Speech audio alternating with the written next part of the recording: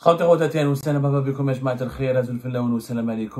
que vous allez bien, j'espère que vous vous portez bien. Beaucoup d'entre vous nous posent des questions sur la fameuse affaire de Saïda Narza. Beaucoup d'entre vous n'ont pas compris pourquoi la justice algérienne, qu'est-ce qui s'est passé, quels sont les tenants et les aboutissants de ce dossier pour lequel 3 personnalités politiques ont été condamnées le 26 mai dernier à 10 ans de prison ferme. Il s'agit de Belkacem Sahli, un ancien ministre quand même, on va parler de lui tout à l'heure, Abdelhakim Hamadi et Saïda Narza.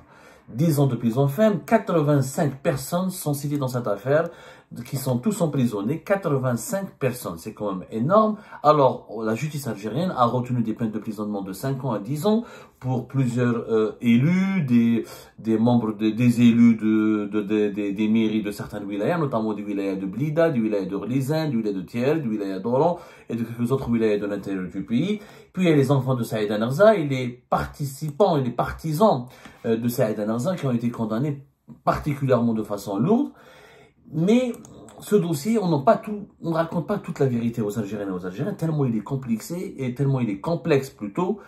Il n'est pas complexé, il est complexe. En réalité, ce qui est complexé, ce sont les juges algériens qui n'ont pas trouvé comment justifier et légitimer le placement en détention et le traitement judiciaire particulièrement accablant et très arbitraire dont a été victime, dont ont fait l'objet ces 3 personnalités politiques. En réalité, le dossier, il est vide. Non seulement il est vide, le défi de la justice algérienne, la justice du téléphone, la justice de l'arbitraire, est de lui trouver un vernis de légalité, de le couvrir d'un certain vernis de légalité. Comment peut-on justifier le placement en détention de pratiquement 10 mois, depuis août 2024 jusqu'à ce mois de mai 2025, de 85 personnes et sur la base d'accusations de corruption, fraude électorale, escroquerie, trafic d'influence, versement de pots de vin, alors qu'il n'y a pas la moindre preuve matérielle. Il n'y a pas de preuve dans ce dossier. On en a déjà parlé sur Algériepart. Là, aujourd'hui, je vais vous parler d'une autre preuve qui démontre que ce dossier est réellement vide. C'est une affaire politique. Sur les 85 personnes qui ont été emprisonnées, 63 ce sont des détenus qui ont été impliqués ou mis en examen pour avoir aidé Saïda Narza à préparer son dossier de candidature aux élections présidentielles de septembre 2024. Ce sont 63 personnes, des détenus, des partisans de Saïda Narza, ses propres enfants, des membres de la Confédération Générale des Entreprises Algériennes, qui est l'organisation patronale présidée par Saïda Narza depuis 2016 jusqu'à 2024, des amis personnels, des amis à la famille de Saïda Narza, des proches de Saïda Narza qui l'ont aidé à collecter les parrainages électoraux ou qui ont travaillé dans son QG, quartier général de son QG de campagne pour préparer sa candidature aux élections présidentielles. Ce sont des proches de Saïda Narza. Les autres 63 sont des proches et des partisans de Abdelhakim Hamadi, qui était un candidat indépendant. Le reste, c'est-à-dire 10, une vingtaine, presque 20, voilà, on va dire presque 20. Abdelhakim Hamadi. Mais Belkacem Sahli, qui a été condamné lui aussi à 10 ans pour corruption et achat de parrainage électoraux. Aucun de ses partisans, aucun de ses soutiens, aucun des élus qui ont signé ou qui ont donné des parrainages à Belkacem Sahli n'a été placé en détention. Belkacem Sahli a été condamné à 10 ans de prison ferme, alors qu'il n'y a aucun de ses soutiens, des élus qui ont signé, qui ont signé des parrainages électoraux, qui ont accepté de parrainer sa candidature aux élections présidentielles anticipées de septembre 2024, n'ont été ni inquiétés, ni emprisonnés, ni placés en détention.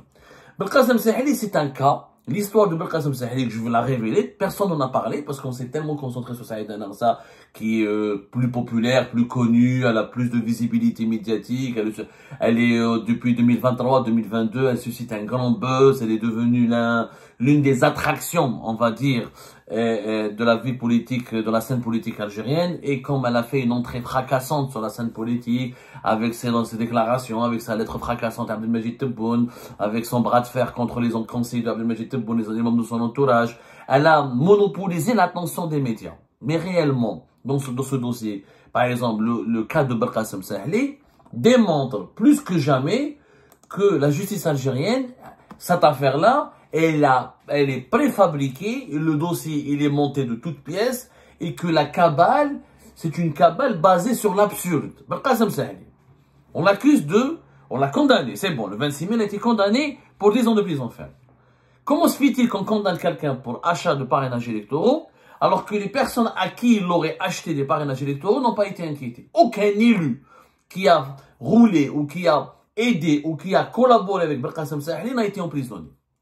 Aucun élu. Deux, Belkacem Sahli, il a été interrogé à maintes reprises. Est-ce que vous savez qui connaît le parcours de Belkacem Sahli? Les gens oublient que Belkacem Sahli, c'est un ancien ministre. Il était secrétaire d'État, il n'était pas ministre. Il était secrétaire d'État de 2012 à 2013. Il a travaillé au niveau du ministère des Affaires étrangères. Il était secrétaire d'État chargé de la communauté nationale à l'étranger. À l'époque, c'était le gouvernement Sellem. Il dirige un parti politique qui est un ancien parti politique, l'Alliance nationale républicaine. Depuis le 25 février 2012, il est le secrétaire général. Il a été aussi député de mai jusqu'à septembre 2012. Donc, il connaît la vie politique algérienne. Il est âgé de 50 ans aujourd'hui. C'est quelqu'un qui connaît la politique algérienne, qui connaît le régime algérien. Il tombe pas du ciel. Il est originaire de Sétif. C'est un universitaire. Il est instruit, membre du conseil. Il était membre du conseil scientifique de la faculté des sciences de Sétif. C'est un docteur d'État en mathématiques. Il n'est pas con. Il est vraiment pas con. Et dans son parti, il faut savoir que le parti l'Alliance l'ANR, il date depuis les années 90, où il a connu des personnalités connues. C'est-à-dire c'est un parti politique qui était l'équivalent du RND, puisqu'il a été créé en 1995, et il a été présidé par des personnalités historiques, comme Reda Melek, personnalité historique du régime algérien jusqu'en 2009, puis un certain Ammar Lounis, une autre personnalité politique qui, dans l'histoire de l'Algérie, elle avait une certaine influence, un certain prestige. Donc l'ANR, c'est pas un simple parti politique. C'est pas un petit parti récemment créé ou là. Il a le même âge que le RND, d'Ahmedou Yahya et de l'RND, qui a participé, qui a été au pouvoir pendant une vingtaine d'années. Belkacem Sahli, il est sous garde rapprochée. Vous savez qu'en tant qu'ancien secrétaire d'État et en tant que président de parti politique, en tant que secrétaire général d'un parti politique qui s'appelle l'ANR, qui est un parti, ancien parti politique depuis les années 90, il bénéficie d'une garde rapprochée. Il a des gardes du corps qui sont membres des services de sécurité, qui sont membres de la police algérienne.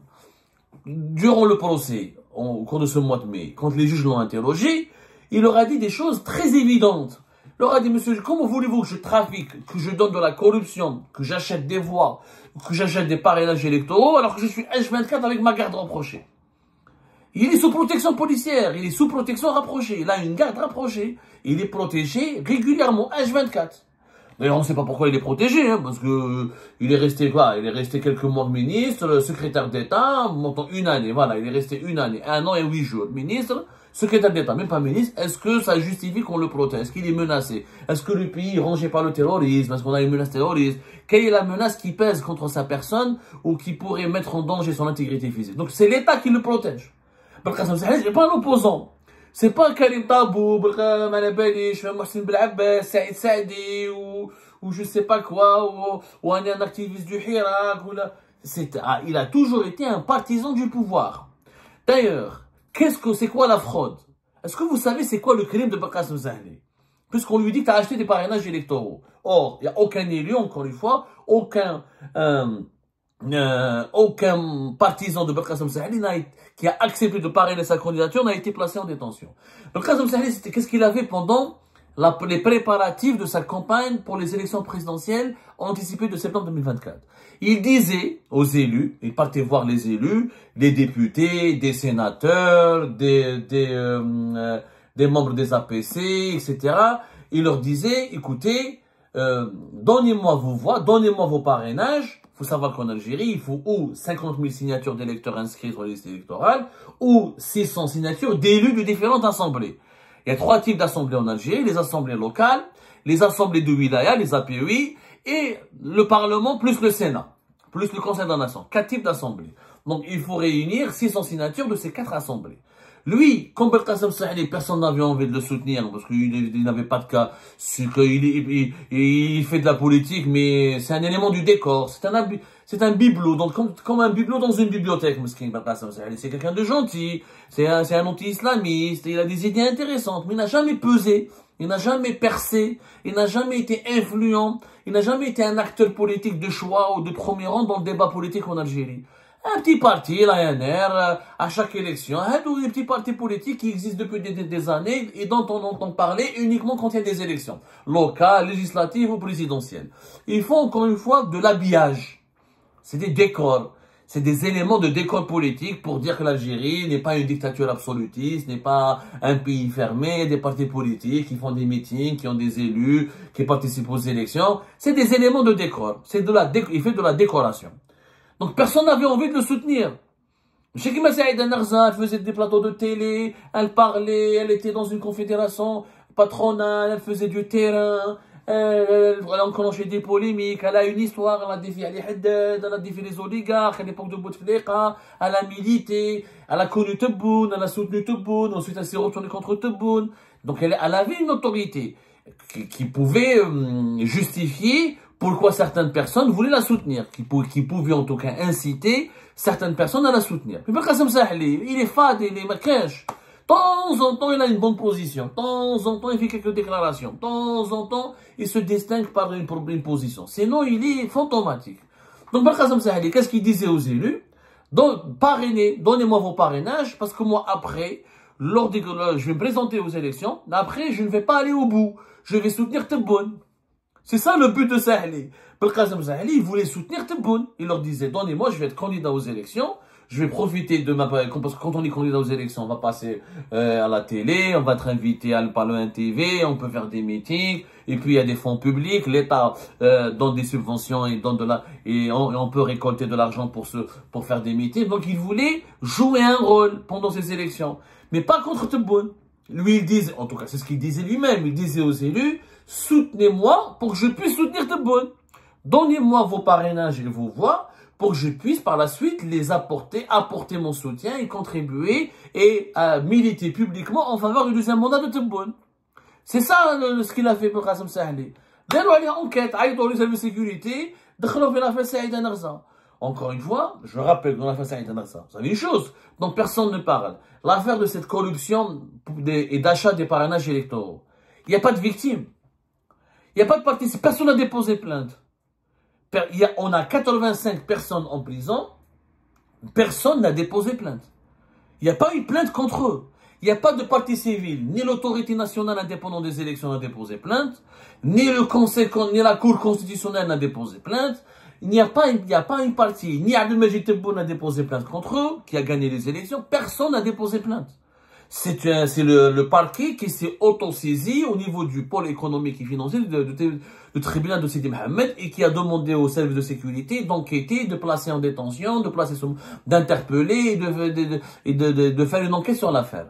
Mais il n'y a pas de plainte. C'est-à-dire en Algérie, on peut être condamné pour 10 ans de prison ferme sans qu'il y ait une plainte, sans qu'il y ait une victime. C'est unique au monde. Il n'y a pas un pays au monde où on peut être condamné à 10 ans de prison ferme alors qu'il n'y a pas de plainte, il n'y a pas de victime. Quand tu fais du mal, il y a une plainte. Est-ce qu'il y a le trésor public? Il y a la victime peut être une personne physique comme une personne morale, une institution, une association. Il n'y a personne qui a déposé plainte, ni contre Saïda Narza, ni contre Belkacem Sahli, ni contre Abdelhamid Hamadi. Personne n'a déposé plainte contre eux. C'est le parquet qui s'est auto-saisi. Sur quelle base? Puisqu'il n'y a pas de preuve. Il n'y a aucune preuve.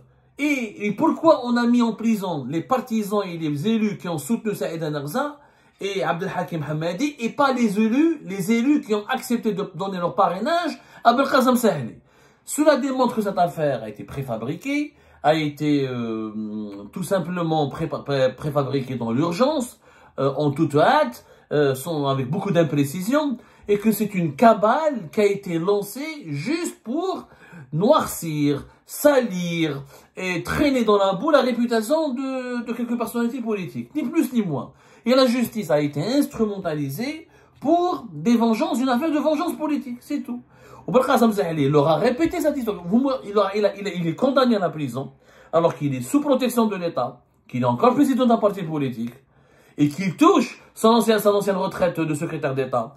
Et il n'a aucun élu qui l'a parrainé qui a été emprisonné. Il lui-même voulait avoir ses parrainages pour soutenir Tebboune. Il se retrouve condamné par cette même justice qui est au service du pouvoir de Tebboune. C'est absurde, c'est une pièce de théâtre de l'absurde, c'est tout simplement tragicomique.